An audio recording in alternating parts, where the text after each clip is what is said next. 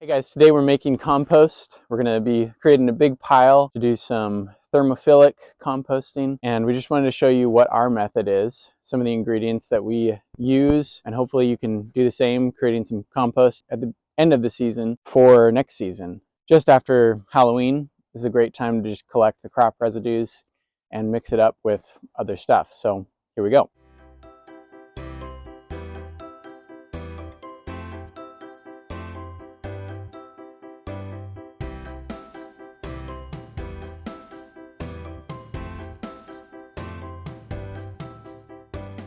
Compost is just any organic material that's broken down to the point where it kind of looks like soil. So fully finished or mature compost doesn't have any recognizable materials in it, like you can't pick out a blade of grass or a whole leaf or whatever. It's fully decomposed. One of the ways that we do that quickly is through hot composting or thermophilic composting.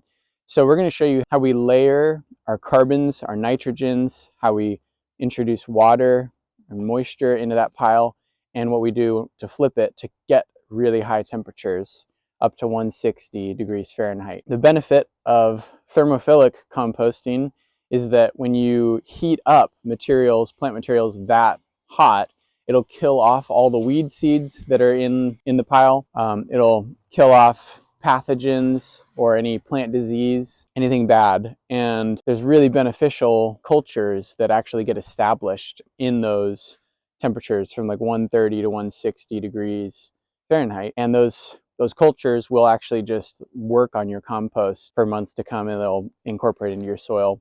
So we really like this style of making compost. The alternative way of making compost is just to throw organic material on a pile as you get it, and that works fine, but you don't get the benefits of killing off the weed seeds that are remaining in the materials, and you run the risk potentially of having just icky stuff in your compost. That will totally work just fine, especially if you're confident with the materials you're using. But the way we're doing it right here is that we've assembled a lot of different materials. So we've got manure, cow manure, as our base. We get manure from a really good source. They're fed completely like non-sprayed straw. We've got grass clippings, we've got dried leaves, we've got our crop residue. We're going to be using some coffee grounds that we got from a local coffee shop, some biochar to soak up the nutrients. We'll be using some bokashi to help heat up our compost pile. The bokashi is a great source of nitrogen, just a compost activator.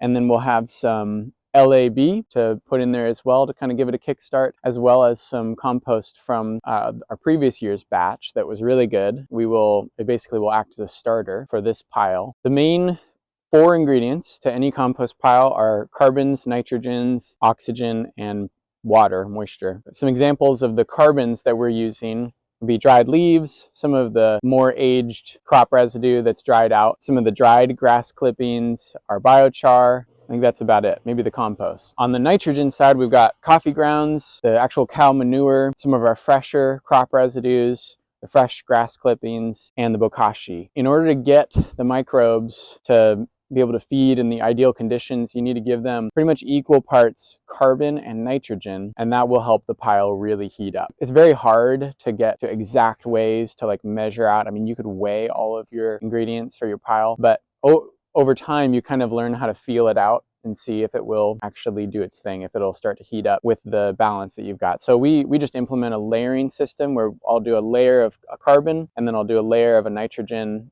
layer of a carbon, layer of a nitrogen, and we'll water it as we're going. You really need to give it more water than you think, and the water provides the microbes the ability to move through the pile and eventually heat up. You don't want to oversaturate your pile though, because you can create anaerobic conditions where the microbes can't actually survive. So it's kind of this balance of a moist material. You want it to be, some people say it's like a wrung out sponge that's been wet. Again, you kind of just have to feel it out over time. If you're flipping your compost pile and it's really sloppy, then you know it's probably anaerobic. If you're flipping it and it's bone dry in the center, you definitely need to add more water. Those are the 4 main ingredients to get to thermophilic temperatures. It's really not an overstatement to say that we see compost as one of the most important things that we will make as far as our gardening success goes. We use compost in our worm bins as just the basic substrate that the worms live in. We use compost as part of our potting soil. The main thing we use it as is a mulch. Compost is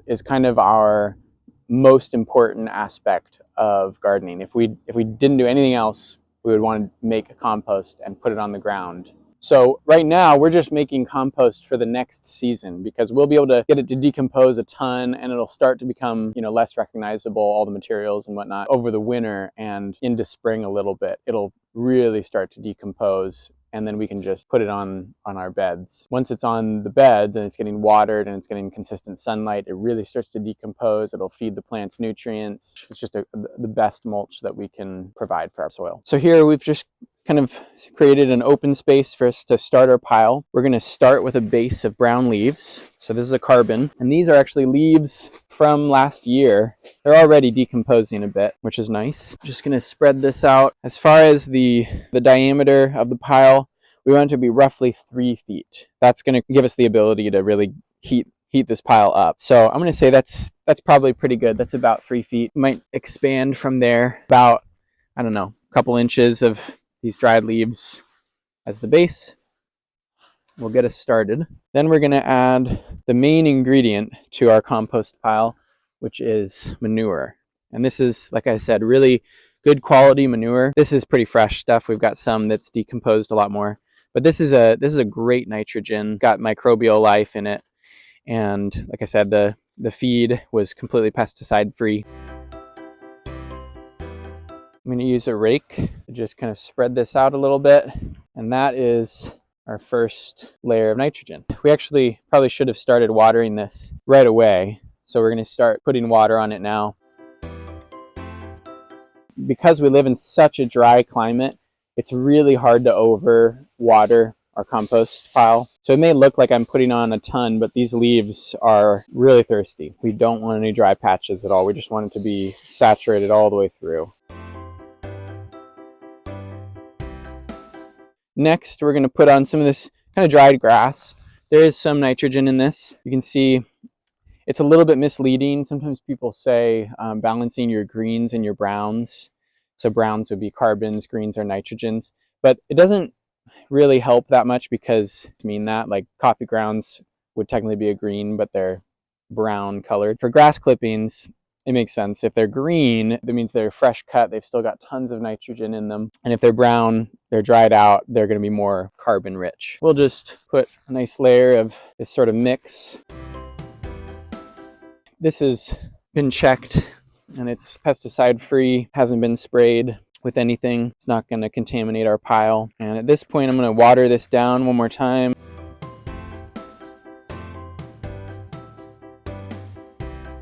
I'm going to put a couple handfuls of this biochar on now. I'm really just trying to get this stuff incorporated into the pile. It's not a substantial part of the pile, but it is really important. This is activated charcoal. It'll become biochar. It'll soak up a lot of nutrients and just hold a lot of beneficial nutrients for our plants. I'm going to sprinkle on some coffee grounds. Don't have a ton of these, which is fine. Coffee grounds are a nice mild nitrogen, and they're mostly broken down already. So that's a good texture.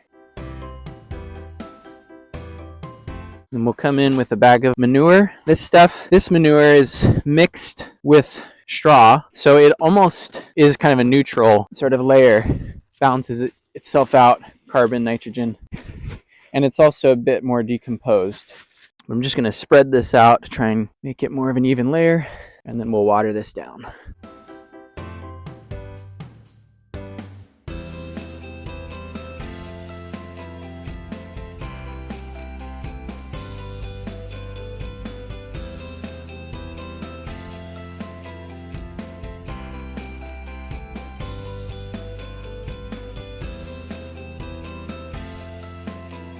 Next, we've got some bokashi pre-compost.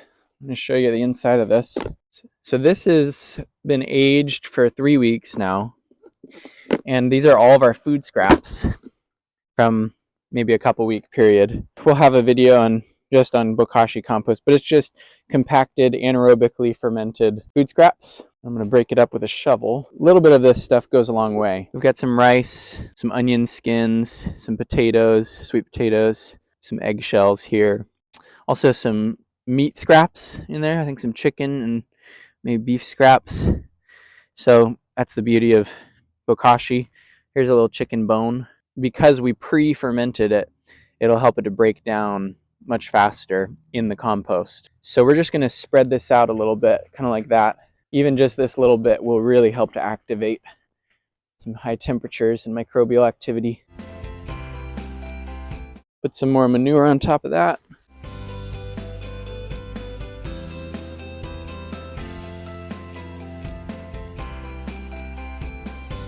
And what layering does is it kind of functions as our mixing. Instead of just trying to make a pile and throwing it all together, this just helps us get our carbons and our nitrogens incorporated with each other. And then as we come through and flip the pile, which just means turning it top to becomes the bottom, making a new pile, it'll more fully mix. I'm gonna put on a small handful of dried brown leaves, and then we'll get our crop residue in there.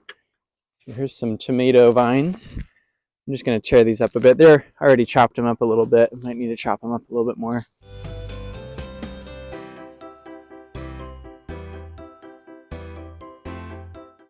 So at this point, we're about probably almost a foot off the ground, which this will compact a lot more as the materials settle. We're maybe a third of the way through. We'll make it maybe a little bit higher, but at this point, we're going to put in some of our compost from last year that's just got great cultures in it already. This will help activate the microbial activity. It's really just a couple handfuls in there to kind of seed the next pile. And then we'll pour some of our LAB on top of that. All right, from this point on, we'll water this, and then we'll just kind of do the same thing over and over and over again until the pile is hopefully about this high at least. And then we'll be ready to let it sit for a couple days so it can heat up.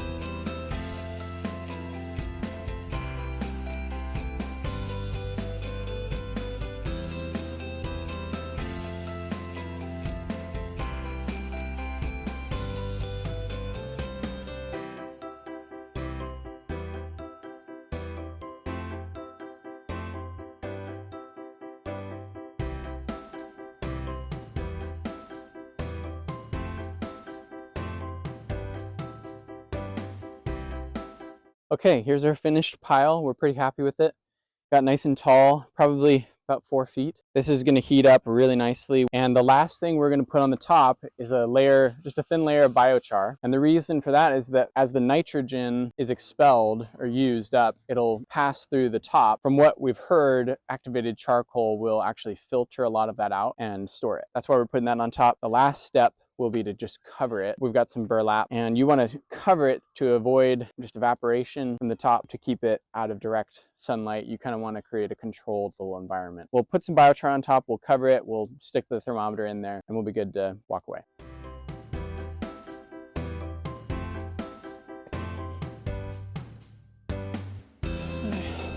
Put a rock on top.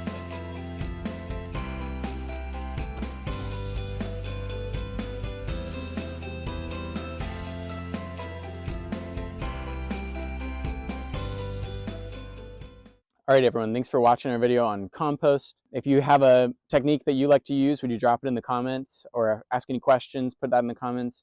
Give this video a like, subscribe to our channel for more content like this in the future. And yeah, thanks for watching.